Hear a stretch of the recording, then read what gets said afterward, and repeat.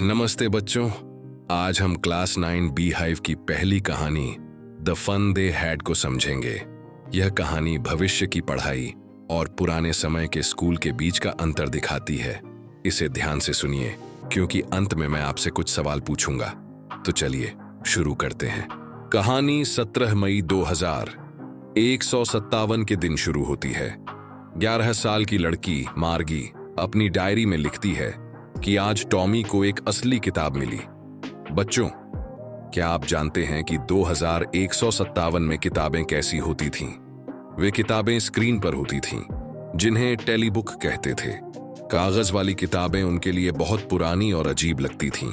Tommy को जो किताब मिली वह बहुत पुरानी थी। उसके पन्ने पीले और टूटने वाले थे।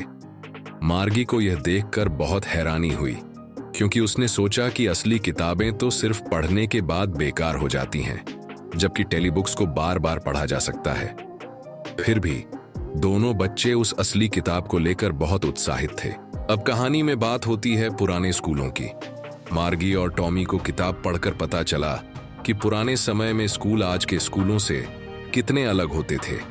पुराने समय में बच्चे एक ही जगह पर जाते थे और इंसान शिक्षक से पढ़ते थे, लेकिन 2157 में पढ़ाई रोबोट टीचर्स के जरिए होती है। इन्हें मैकेनिकल टीचर कहा जाता है।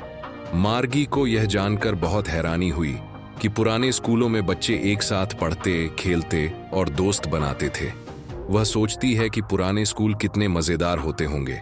बच्चों, इस कहानी का सबसे बड़ा संदेश यह है कि तकनीक चाहे जितनी भी विकसित हो जाए, इंसानों का साथ और आपसी बातचीत की जगह कभी नहीं ले सकती।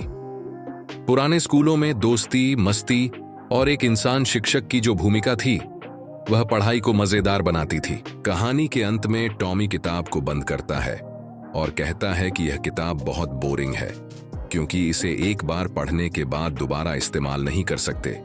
लेकिन मार्गी का मन अपनी मैकेनिकल टीचर के पास पढ़ाई करने में नहीं लगता। वह बार बार पुराने स्कूलों के बारे में सोचती रहती है।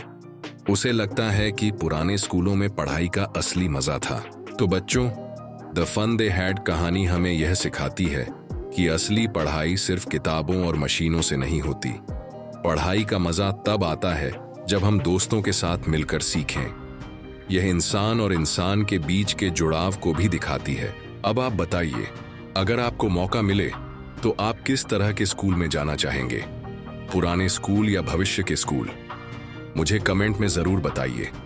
अगर आपको यह कहानी और वीडियो पसंद आया हो तो इसे लाइक और शेयर करें। अगली कहानी में मिलते हैं। तब तक के लिए खुश रहिए और सीखते रहिए।